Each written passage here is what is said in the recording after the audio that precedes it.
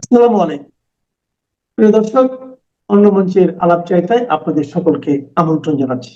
প্রিয় বন্ধুরা, প্রীতি, সালাম এবং শুভেচ্ছা নেবেন। বাংলাদেশের ক্যান্টনমেন্টগুলোতে, বিশেষ করে ঢাকা এবং সাভার ক্যান্টনমেন্টে একদম একটা অস্বাভাবিক নীরবতা বিরাজ করছে।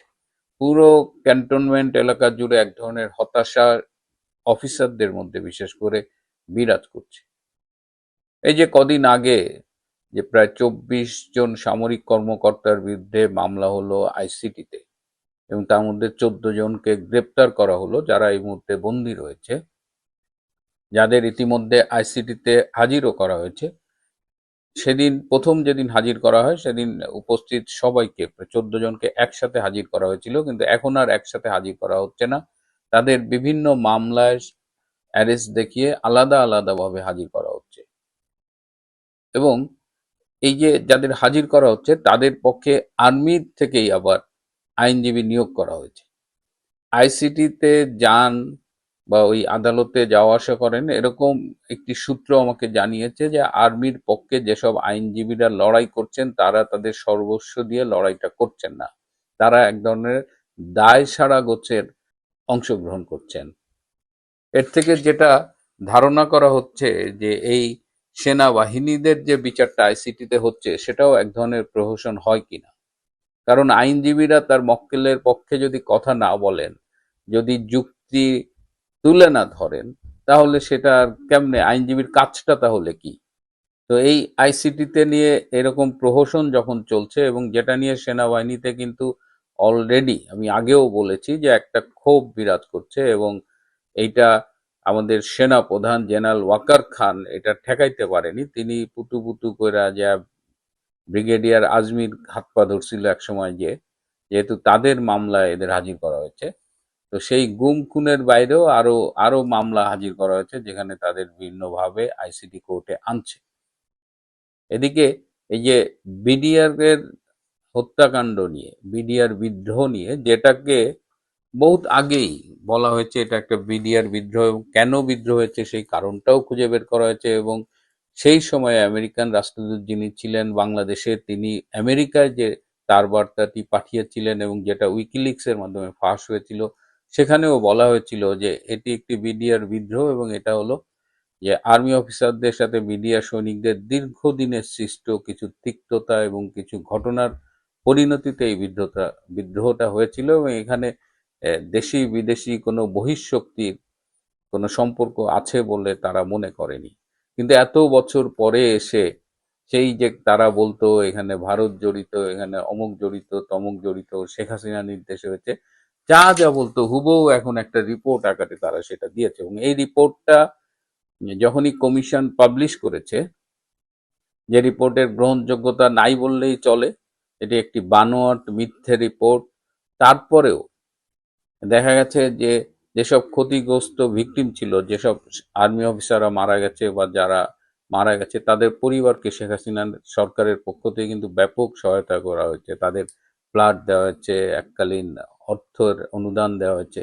তারপরেও দেখা যাচ্ছে যে সেই সময়ে ভিকটিম কিছু কিছু সেনা কর্মকর্তাদের সন্তানরা, ছেলে মেয়েরা অনেক উল্টাপাল্টা কথা বলছে। ইভেন যে মেজর জেনারেল শাকিল মারা গিয়েছিল, তার ছেলে এখন মানে মেজর জেনারেল শাকিলের শেষ যে ফোন আলাপ ছিল প্রধানমন্ত্রীর সাথে, সেখানেও তিনি বলে গেছেন যে এটা তার সরকারের বিরুদ্ধে একটা ষড়যন্ত্র।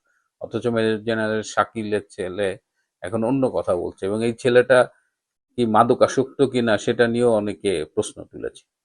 তো এই বিডিআর মানে কমিশনের যে রিপোর্ট আসছে, এই রিপোর্টটা হাতে পেয়ে এই আইসিটি চিফ প্রসিকিউটর তাইজুল আবার বলছে যে কমিশন রিপোর্ট দিয়েছে, এখন আমরা দেখি এটা নিয়ে কি করা যায়। তার মানে হলো তাইজুল এখন এই কমিশনের বানোয়াট রিপোর্টের উপরে ভিত্তি করে সে আবার একটা দুইটা মামলা সাজাবে, এবং সেইটা আবার আইসিটিতে আনার ব্যবস্থা করবে। ইতিমধ্যেই এইখানে যেসব আর্মি অফিসার ইনভলভ ছিল, তাদের নাম, ছবি টবি দিয়ে নানানভাবে সোশ্যাল মিডিয়ায় ট্রল করা হচ্ছে, নানা রকমের আপত্তিকর কথা বলা হচ্ছে। এমনকি অবসরপ্রাপ্ত সেনাবাহিনীদের একটা অংশ, এইসব এই সেনাবাহিনী যেখানে সেনা প্রধানদের নাম আছে, সাবেক সেনা প্রধান, ডিজিএফ এর 4 জন উচ্চ পদস্থ কর্মকর্তার নাম আছে, সবার নামে যা তা ভাষায় তারা নিজেদের হোয়াটসঅ্যাপ গ্রুপে গালাগালি করতেছে। এবং আরেকটা জিনিস খেয়াল করলাম যে ডিজিএফআই এর যে 4 জন কর্মকর্তাকে জড়িয়ে দেওয়া হয়েছে এই বিডিআর হত্যাকাণ্ড এবং ষড়যন্ত্রে, এদের ছবি টবি দিয়ে মানে সবার রাগ। একে হলো যে আর্মি অফিসার অনেককে জড়িয়েছে, তার মধ্যে সাবেক সেনা প্রধানও আছেন, আবার ডিজিএফআই কে স্পেশালি টার্গেট করা হয়েছে। এইটার কারণ কি আমি বুঝলাম না। বিভিন্ন সময়ে যখনই সুযোগ পাওয়া হয়, এই যে প্রথমে যে আইসিটির মামলার কথা বললাম, সেখানেও কিন্তু 4 জন ডিজিএফআই এর সাবেক মহাপরিচালককে জুড়ে দেওয়া হয়েছে। তো এইটার কারণ বুঝতেছি না যে ডিজিএফআইটাকে দুর্বল করা হোক, ডিজিএফআই এর মনোবল ভেঙে দেওয়া হোক, বা ডিজিএফআই কে ধ্বংস করা হোক, এটা কারা চাইছে? ডিজিএফআই দুর্বল হলে কাদের লাভ, কাদের উপকার হয়, এটা নিয়ে একটু ভাবতে হবে। এটা কি মানে আর্মিরই এক অংশ? এটা কি পাকিস্তানি গোয়েন্দা সংস্থা আইএসআই? এটা কি বাংলাদেশের সিভিল ব্যুরোক্রেসি?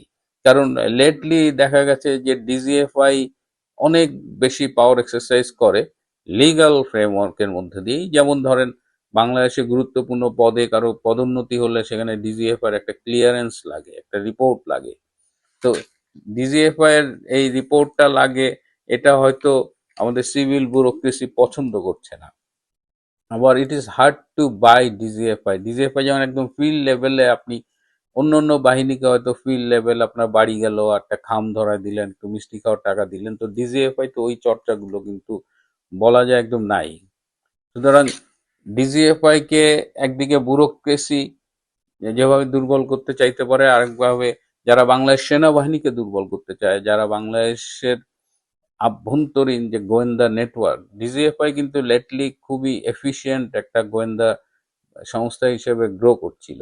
তো সেইটা কাদের কাদের ইন্টারেস্টে আঘাত করে, সেইটা যদি আমরা একটু দেখি তাহলে কিন্তু আমরা বুঝতে পারবো। এই যে সামগ্রিকভাবে সেনাবাহিনীকে কেন্দ্র করে যে ঘটনাগুলো ঘটছে, এটা নিয়ে এই সেনা ছাউনিগুলোতে ব্যাপক অসন্তোষ রয়েছে, এবং পুরো ঘটনায় কোথাও কিন্তু জেনারেল ওয়াকার খানের লিডারশিপটা ভিজিবল না। জেনারেল ওয়াকার এই যে একের পর এক আর্মিদের মানে ইমেজ নিয়ে টানাটানি করা হচ্ছে, আর্মি আক্রান্ত হচ্ছে as an institution. General Waker কোথাও প্রোটেক্ট করতে পারছেন না। এখন কথা উঠছে, জেনারেল ওয়াকারকে আদৌ প্রোটেক্ট করতে চান নাকি তিনি এই ধ্বংসযজ্ঞের সাথে জড়িত? ডিজিএফ এর কর্মকাণ্ড, এই যে ইভেন জেনারেল এরশাদের সময় বা তার পরবর্তী অনেক সরকারের সময়, এটা কিন্তু ইনিশিয়ালি এটা সামরিক গোয়েন্দা সংস্থা ছিল, কিন্তু পরবর্তীতে পশ্চিমা বিশ্বের প্রেসক্রিপশনেই কিন্তু তাদের একটা এই জঙ্গি দমনের উইং করা হয়েছে, তারা পলিটিক্যাল বিষয়গুলোতে ইনভলভ হয়। তো এই এই এই প্রেসক্রিপশন গুলো কিন্তু আবার ওয়েস্টার্ন ওয়ার্ল্ড থেকে এসেছে, যারা আমাদের ডিজিএফআই কে ট্রেন আপ করতো বিদেশে। তো এই অবস্থায় এই কারণেই আর্মিরা মানে এখন হতাশ, ক্ষুব্ধ ছিল, কিন্তু ক্ষোভটা কার কাছে দেখাবে? জেনারেল ওয়াকার খানের মতো এরকম মেরুদণ্ডহীন সেনাপ্রধান, যিনি সেনাবাহিনীর ইমেজটাকে ধুলোয় মিশিয়ে দিয়েছে। সেনাবাহিনীকে যেমন সাধারণ মানুষ ভয় পায় না, সেনাবাহিনীকে যেমন আড়ালে আবডালে অনেক আনসার বাহিনী বলে, আর এখন এই মামলা হামলা আইসিটিতে যে সেনাবাহিনীর একদম কফিনের শেষ পেরেকটা ঠুকে দেওয়ার ব্যবস্থা করতেছে এই জেনারেল ওয়াকার খান। তিনি, আমি জানি না কি ইরান স্টাইলে আর্মিকে দুর্বল করে পাশাপাশি জামাতের সরকার এনে ইসলামিক রিপাবলিকান গার্ড তৈরি করতে চান কিনা তা আমি জানি না। যা হোক, what ever is happening, it's not good. আর্মির মধ্যে প্রচন্ড হতাশা বিরাজ করছে। যারা এই মুহূর্তে বন্দী রয়েছে তাদের পরিবারের তো একদম যাতা অবস্থা, কিন্তু কোথাও দেখবার কেউ নেই। ওভারঅল বাংলাদেশের সিচুয়েশন যে চেঞ্জ হওয়া খুব জরুরি হয়ে গেছে, যেটা আমরা আশা করছি, এবং ওই চেঞ্জটা না আসা পর্যন্ত আর্মির এই অধপতন ঘটতেই থাকবে। বাংলাদেশের রাজনীতি নিয়ে যে টালমাটাল অবস্থা চলছে, এটা কিন্তু আপনারা হরহামেশাই দেখছেন। বাংলাদেশ আজকে 54 বছরের একটি দেশ, 53 বছর পেরিয়ে 54 বছর চলছে এই দেশটির স্বাধীনতা লাভের পর। এই 54 বছরের রাজনীতির পক্ষে বিপক্ষে অনেক কথা আছে। রাজনীতির দিকে যদি একটু তাকান, যে 4টি দল এই 54 বছরে বাংলাদেশে আছে, বিচ্ছিন্নভাবে বা সংগঠিতভাবে, এককভাবে বা যৌথভাবে যারা রাষ্ট্র পরিচালনা করেছে, মূলত 4টি দলকে আমরা দেখেছি। একটি দলের নাম হচ্ছে বাংলাদেশ আওয়ামী লীগ, যার সাথে বাংলাদেশের জন্মের ইতিহাস জড়িত। দ্বিতীয় আরেকটি দল রয়েছে জাতীয়তাবাদী দল। বঙ্গবন্ধুকে 75 সালে হত্যা করার পর সামরিক ছাউনি থেকে জিয়াউর রহমান এসে তিনি আর্মিতে যেসব মুক্তিযোদ্ধা অফিসার ছিল তাদের অনেককে নিয়েই এই দলটিকে সামনের দিকে নিয়ে গেছেন। আর 3 নম্বরে যে দলটি রাষ্ট্র পরিচালনা করেন জিয়াউর রহমানকে হত্যার পর হোসাইন মোহাম্মদ এরশাদ, জাতীয় পার্টি, রংপুর এবং সিলেট অঞ্চলে তার বিশাল জনসংখ্যা তাকে পছন্দ করত। আর চতুর্থ যে দলটি বাংলাদেশের বিএনপির জন্মের সাথেও যাদের সম্পর্ক আছে সেটি হলো জামাতে ইসলামী। কারণ কেন বললাম এই বিষয়টা নিয়ে একটু আলোচনা করব। এই আলোচনার মূল কথাটা হচ্ছে বাংলাদেশে প্রধান যে দুটি দল আওয়ামী লীগ এবং বিএনপি, কোন দলটি টিকে থাকবে আর কোন দলটি হারিয়ে যাবে সেটা যদিও সময় বলে দিবে, কিন্তু ইতিহাসের নিরিখে এবং বাস্তবতার নিরিখে যদি একটু আলোচনা করি তাহলে মনে হয় দর্শকদের জন্য বুঝতে সুবিধা হবে যে বাংলাদেশের রাজনীতিতে বিএনপি কেন অপ্রাসঙ্গিক হয়ে যাবে আর আওয়ামী লীগ কেন এই বাংলাদেশ নামটির সাথে প্রাসঙ্গিকভাবে জড়িত থাকার কারণে বা অন্য কোনো কারণেই হোক কেন টিকে থাকবে, এই বিষয়টা নিয়ে কথা বলতে চাই। আপনি যদি দেখেন বাংলাদেশ আওয়ামী লীগের জন্মের ইতিহাসের দিকে তাকান, 1949 সালে বাংলাদেশ আওয়ামী লীগের যখন জন্ম হয় তখন পাকিস্তান নামক রাষ্ট্রটির বয়স মাত্র 3 বছর। অর্থাৎ 3 বছর বয়সের পাকিস্তানে নতুন একটি দল তৈরি হয় যেটার নাম ছিল আওয়ামী লীগ। শুরুতে এটার নাম আওয়ামী লীগ ছিল না, এটার নাম ছিল আওয়ামী মুসলিম লীগ। 1954 সালে এসে এই যে আজকের ডেইলি স্টারের সম্পাদক মাহফুজুল আনাম, তার পিতা আবুল মনসুর আহমেদ প্রস্তাব করেছিলেন যে এই আওয়ামী মুসলিম লীগ থেকে আওয়ামী রেখে মুসলিম শব্দটিকে বাদ দিয়ে সব মানুষের জন্য খুলে দাও। কেন বলেছিল? কারণ ধর্মের ভিত্তিতে পাকিস্তান সৃষ্টি হইলেও পশ্চিম পাকিস্তানে কিন্তু হিন্দুর সংখ্যা খুব একটা ছিল না, অন্য ধর্মের লোক ছিল না, কিন্তু পাকিস্তানের পূর্ব অংশে প্রায় 19% হিন্দু লোকের সংখ্যা ছিল। অর্থাৎ হিন্দু, বৌদ্ধ, খ্রিস্টান মিলিয়ে প্রায় 20% জনসংখ্যা ছিল। যার কারণে তারা চেয়েছেন যে পূর্ব পাকিস্তান কেন্দ্রিক রাজনীতি করতে গেলে এখানে সব মানুষকে অংশগ্রহণের সুযোগ দিতে হবে। যার কারণে হিন্দু, বৌদ্ধ, মুসলিম, খ্রিস্টান সবাই মিলে যেন একসাথে রাজনীতি করে অসাম্প্রদায়িক চেতনায় রাষ্ট্র তৈরি করা যায়, সাম্প্রদায়িকতার বীজ বাষ্পকে এই দেশ থেকে চিরতরে কবর দেওয়া যায়, সেই জন্যই কিন্তু এই আওয়ামী মুসলিম লীগ থেকে মুসলিম শব্দটিকে বাদ দিয়ে আওয়ামী লীগ করা হয়। পরবর্তীতে এটি কিন্তু আওয়ামী লীগ হিসেবেই বাংলাদেশে দাঁড়িয়ে যায়। এখন সবাই এটিকে আওয়ামী লীগ হিসেবেই জানে। তা আওয়ামী লীগের জন্মের পিছনে আরও একটু দূরের ইতিহাস হচ্ছে 1930-এর দশকে, 40-এর দশকে, অর্থাৎ ভারত পাকিস্তান ভাগ হওয়ার আগে, প্রথম বিশ্বযুদ্ধ পরবর্তী সময় এবং দ্বিতীয় বিশ্বযুদ্ধের আগে, ওই সময়ে ভারতবর্ষে ঘন ঘন দাঙ্গা হাঙ্গামা হচ্ছিল। মুসলিমের সাথে হিন্দু, হিন্দুর সাথে মুসলিম, এই দাঙ্গায় হাজার হাজার মানুষ প্রাণ হারাচ্ছিল। মানুষের কাছে রাষ্ট্র, মানুষের কাছে জাতি, মানবতার চাইতেও ধর্মটা বড় হয়ে দেখা দিয়েছিল। হিন্দু এবং মুসলিম দুইটা সম্প্রদায়ের মধ্যেই ছিল। এর ফলে যারা বুদ্ধিভিত্তিক চিন্তায় চেতনার মানুষ, যারা মনে করে সবার উপরে মানুষ সত্য, তাহার উপরে নেই, পৃথিবীতে যত তথ্য, যত নীতি, আদর্শ, যত রাজনীতি আছে, মানুষই হচ্ছে এটার কেন্দ্র। স্রষ্টায় বিশ্বাস সেটা একটা উপরের লেভেলের হিসাব, নিচের লেভেলে আসলে মানুষটাই হচ্ছে সবার উপরে সত্য। এই মানুষ সত্যের উপরে গিয়ে কবি নজরুল, কাজী মোতাহার হোসেন চৌধুরী, এস ওয়াজেদ আলী, কবির হোসেন, এই রকমের একটা প্রগতিশীল গ্রুপ একটি শিক্ষা পত্রিকা বাইর করতেন। এটা নাম দিয়েছিল বুদ্ধির মুক্তি এবং চিন্তার স্বাধীনতা।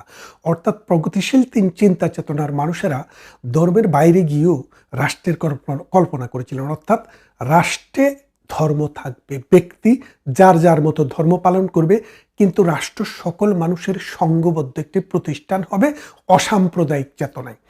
সেই চেতনাটি 30-এর দশকে যদিও শুরু হয় এই শিক্ষাগোষ্ঠীর আন্দোলন, কিন্তু 47-এ যখন দেশ ভাগ হয় তখন তাদের শক্তিটা খুব অল্প পরিমাণে ছিল, তাদের সেরকম বড় কোনো শক্তি ছিল না। আর এই আন্দোলনটি মূলত কলকাতা কেন্দ্রিক ছিল। পরবর্তীতে 47-এর দেশভাগে তারা কোনো ভূমিকা রাখতে পারেনি, যার কারণে এই বাংলা এবং ওই বাংলায় মানুষেরা গৃহত্যাগ করেছে। এই বাংলা থেকে ওই বাংলায়, ওই বাংলা থেকে এই বাংলায় এসেছে।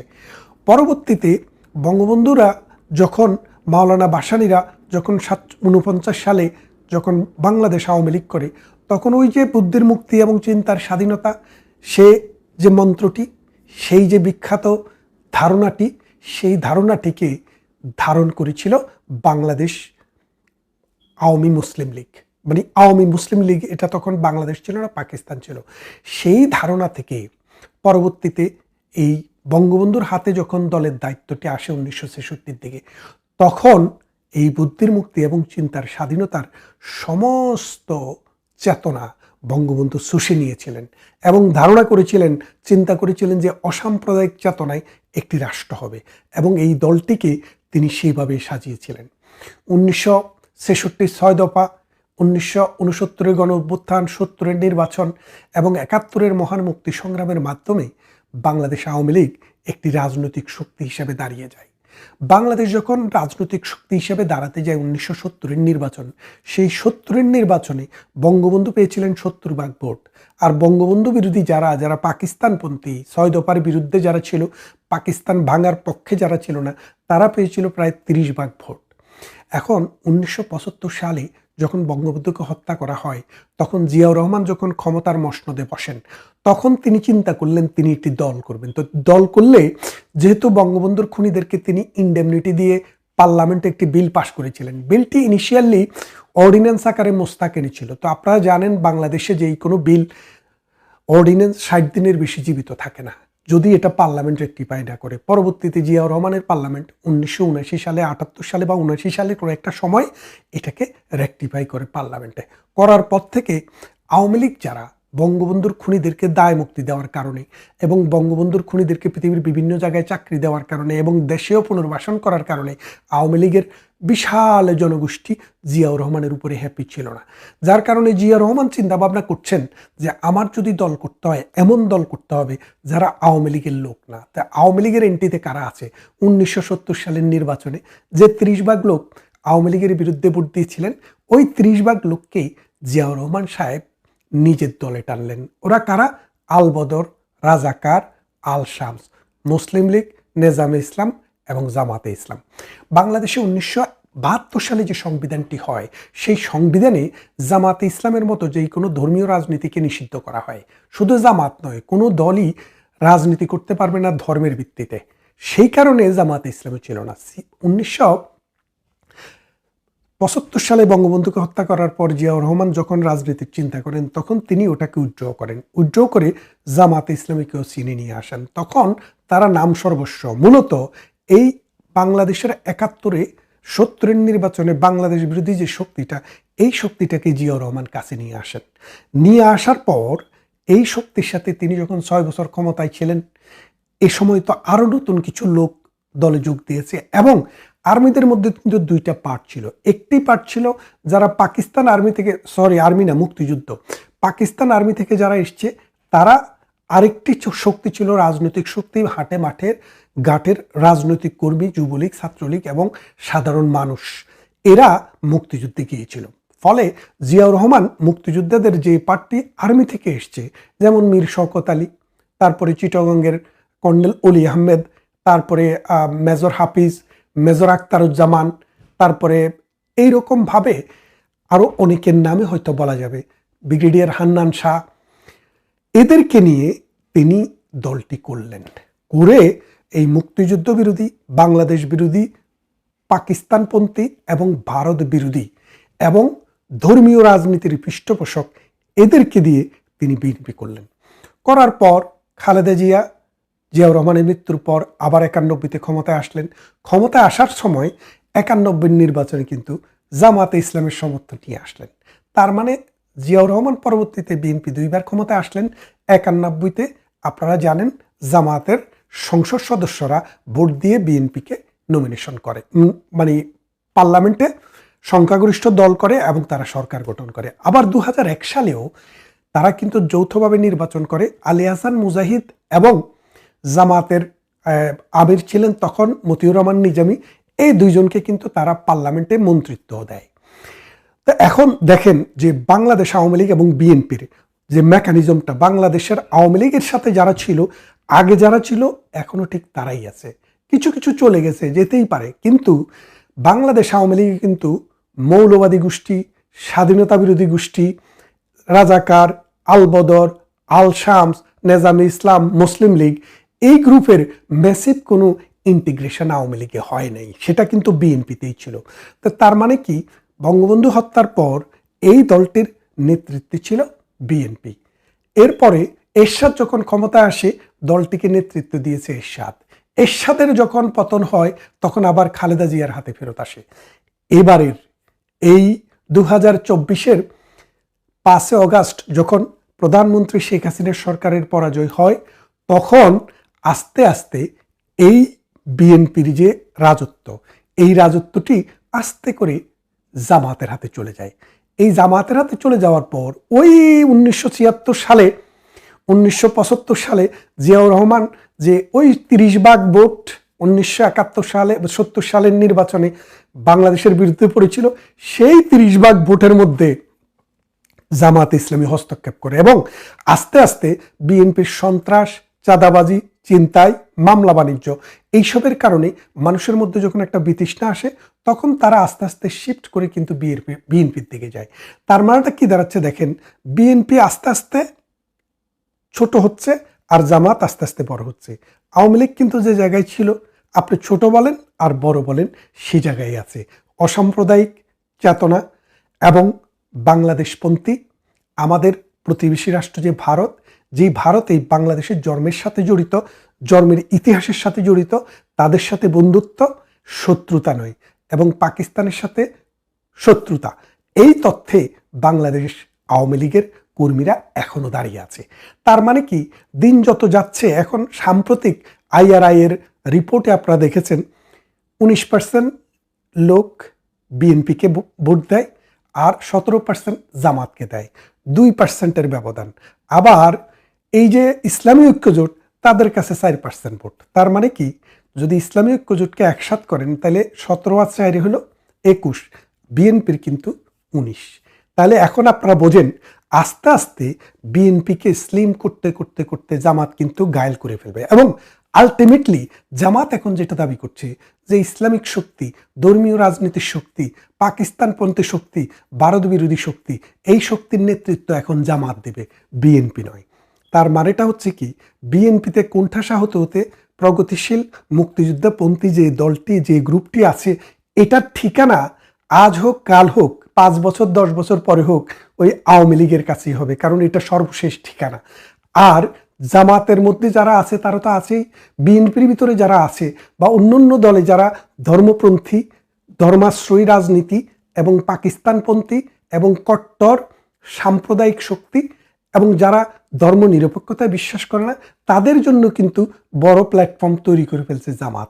তার মানে বাংলাদেশের দল দুটিয়ে থাকবে, একটি জামাতে ইসলামী যেটি পাকিস্তানপন্থী, ধর্মপন্থী, সাম্প্রদায়িক, ইন্ডিয়া বিরোধী, আরেকটি হচ্ছে বাংলাদেশ আওয়ামী লীগ, যেটি এই দেশের স্বাধীনতার সাথে, এই দেশের জন্মের সাথে, ইতিহাসের সাথে অঙ্গাঙ্গিভাবে জড়িত। এ দেশের উত্থানে, এ দেশের পতনে, এই দেশটির যে কোনো ভাগ্য নিয়ন্ত্রণে এই দলটি থাকবেই। পতনেও থাকবে কেন বলছি, যখন কোনো কারণে আমরা পরাজিত হই, তখনও কিন্তু আওয়ামী লীগ যাবে না কোথাও, এই দলের সাথেই থাকবে। তাই আমরা দেখছি যে বিএনপি যত দিন যাবে আস্তে আস্তে জামাতের সাথে অঙ্গীভূত হয়ে যাবে। ভবিষ্যতের রাজনীতি জামাত এবং বিএনপি বাই বাই, সেখানে জামাতের আপার হ্যান্ড, বিএনপির লোয়ার হ্যান্ড। এই ছাড়া বাংলাদেশের রাজনীতিতে বিএনপির আর কোনো গত্যন্তর নাই। দিন যত যাবে এই বিষয়টি স্পষ্ট হয়ে উঠবে। আপনারা গত বছরের অক্টোবরে আমার একটি ভিডিও দেখেন, সেখানে আমি বলেছিলাম যে ধর্মাশ্রয়ী, ভারত বিরোধী এবং বাংলাদেশ বিরোধী যে শক্তিটি, এই শক্তিটির নেতৃত্ব এখন আর বিএনপির হাতে থাকবে না, আস্তে আস্তে জামাতের হাতে চলে যাবে। তার 1 বছরের পরে আমি আজকের ভিডিওটিতে আবার বলছি, আরও যদি 6 মাস নির্বাচন পেছানো যায়, তাহলে বিএনপির সংখ্যা আরও 5% কমবে, জামাতের সংখ্যা 5% বাড়বে। এতে আওয়ামী লীগের কোনো লাভ ক্ষতির কিছু নেই, কারণ আওয়ামী লীগ যে শত্রুর সাথে লড়ে, মোকাবেলা করে, সেটা হচ্ছে বাংলাদেশ বিরোধী সাম্প্রদায়িক শক্তি। এই শক্তি বিএনপিতে থাকুক আর জামাতে থাকুক, আওয়ামী লীগ কিন্তু তার জায়গাতেই আছে। সময়, রাজনীতিতে উত্থান এবং পতন থাকে, উত্থানে ছিলাম, পতনেও আছি। মনে রাখবেন, আজকে যেদিন আগামী দিন এমন হবে না, অন্যরকম হবে। প্রতিদিন আমাদের সংগ্রাম, আমাদের বুদ্ধিভিত্তিক চেতনা, আমাদের বিশ্বাস, আমাদের কর্ম, আমরা আস্তে আস্তে আবার এই সমাজ, এই রাষ্ট্র, এই জাতি, এই মনন, এই ইতিহাস, ঐতিহ্য, কবিতা, গল্প, গান সব কিছুকে সাথী করে, এই বাংলার আবহমান কালচারকে সাথী করে আবার বাংলাদেশের মানুষের কাছে আওয়ামী লীগে শেষ ভরসা হিসেবে ফিরে আসবে। জাতীয় নাগরিক পার্টি এনসিপি নাকি জাতীয় উপদেষ্টা পার্টি, আমি ঠিক জানি না। এটা নাম হতে পারতো ন্যাশনাল অ্যাডভাইজারি পার্টি, NAP। এটা হলে ভালো হতো, কারণ প্রধান উপদেষ্টা ডক্টর মোহাম্মদ ইউনূসের স্বপ্ন, কিংস পার্টি বলে, কিং তো আমরা যদি বুঝি তাহলে ডক্টর ইউনূস, তার মাধ্যমে তার স্নেহে তৈরি, এবং সেই পার্টির আহ্বায়ক আছে, যুগ্ম আহ্বায়ক আছে, কি মানে যুগ্ম সাংগঠনিক সম্পাদক, তারপরে আঞ্চলিক সাংগঠনিক সম্পাদক, যুগ্ম সংগঠক, সংগঠক উত্তরাঞ্চল, দক্ষিণাঞ্চল, এই অসংখ্য পদের বডি থাকলেও না এইখানে এই দলের পদবি নাই তেমন দুজন উপদেষ্টা, আসিফ মাহমুদ সজীব ভুঁইয়া এবং মাহফুজ আলম। তাদের কৃপায়, ফুয়েলে, তেলে, বুদ্ধিতে এই এনসিপির চূড়ান্ত সিদ্ধান্ত হয় বলে এনসিপি থেকে যারা বের হয়ে যাচ্ছেন তারা বলছেন, দলে থেকে তারা বলেন না। দলে থেকে মাখন রুটি খান, তারপরে তারা আবার বের হয়ে আসেন। বের হয়ে এসে বলেন জুলাই বিপ্লবের 12টা বাজিয়ে দিয়েছে এনসিপি। তারাই বলছেন যে এই এনসিপিতে যত সিদ্ধান্ত হয়, এই সিদ্ধান্ত মিটিং ফিটিং হয়, আলাপ আলোচনা হয়, কিন্তু সিদ্ধান্তটা চূড়ান্ত হয় রাত 1টা-2টার সময় ওই দুই উপদেষ্টার বাসায়, মন্ত্রীপাড়ায় গিয়ে সিদ্ধান্ত হয়। আর মন্ত্রীপাড়ায় যারা সিদ্ধান্তটা দেন সেই গডফাদার, মানে যদি বলি গডফাদাররা তো এরকমই হয়, তাদের কোনো ধরাছোঁয়া থাকে না, নাম ঠিকানা, কোথাও পদবি টদবি নাই, কিন্তু তারাই সব কিছু করেন। সেই দুইজনের মধ্যে এখন নাকি প্যাচ লেগে গেছে। আসিফ মাহমুদ সজীব ভুঁইয়াই তিনি চান্স পাচ্ছেন না এনসিপিতে, বলে যে সেখানে নাকি তার পদ পদবীর জায়গা হয় না। আমি এর আগে একটি আলোচনায় আপনাদেরকে বলেছি, আসলে কি আসিফ মাহমুদ সজীব ভুঁইয়া তিনি এনসিপিতে আসতে চান? তার আসন যেখানে ইলেকশন করতে চায়, ধানমন্ডি, সে কুমিল্লার মুরাদনগরে ভাত হবে না, এটা হজম হবে না। ওখানে কাইকোবাদ সাহেবকে বিএনপি কোনোদিন ত্যাগ করবে না। আসিফ মাহমুদ সজীব ভুঁইয়া ওখানে দাঁড়াইলে কাইকোবাদের কাছে তার জামানত বাজেয়াপ্ত হবে।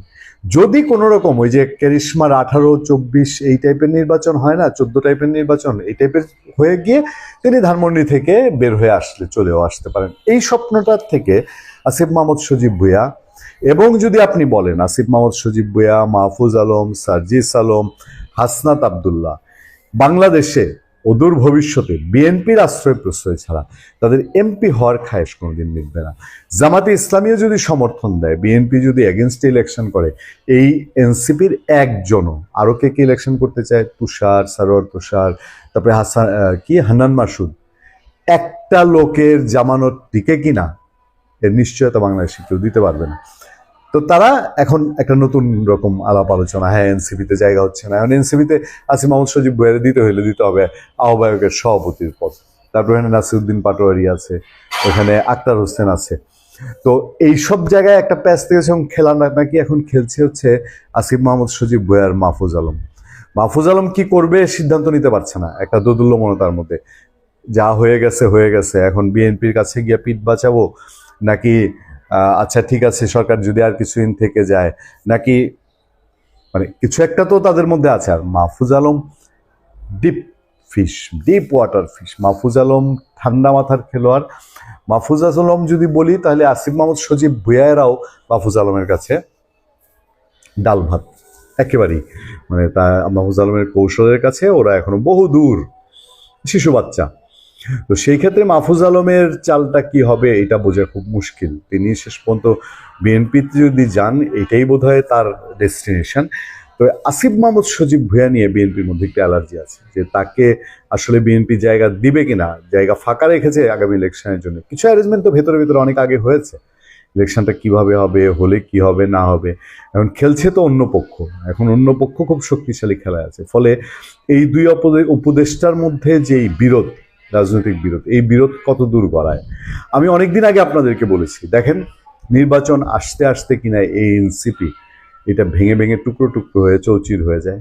খুব সম্ভাবনা আছে, আমি মনে করি যে এই এনসিপি এটা তৈরি হয়েছিল একটা উচ্চবিলাসী লোভ স্বপ্ন নিয়ে, যে ডক্টর ইউনূস 1-1.5 বছর থাকলে এর মধ্যে তারা গুছিয়ে ফেলবে, আগামী রাষ্ট্র ক্ষমতা দখল করে ফেলবে। এই উচ্চ বিলাসী স্বপ্নের পাশাপাশি তারা আরো বিলাসিতায় গা ভাসিয়ে দিয়ে নেতৃত্ব বা নেতাগিরি দেখানোর চেষ্টা করেছে, মুখে বলেছে ভিন্ন কথা। ফলে এই উচ্চ বিলাসের জায়গাটা যখন অনিশ্চিত হয়ে যাবে, তখন এনসিপির নেতারা একে অন্যের সঙ্গে কামড়াকামড়ি করবে এবং নানান রকম বক্তৃতা দিয়ে তারা এনসিপি থেকে বের হয়ে আসবে।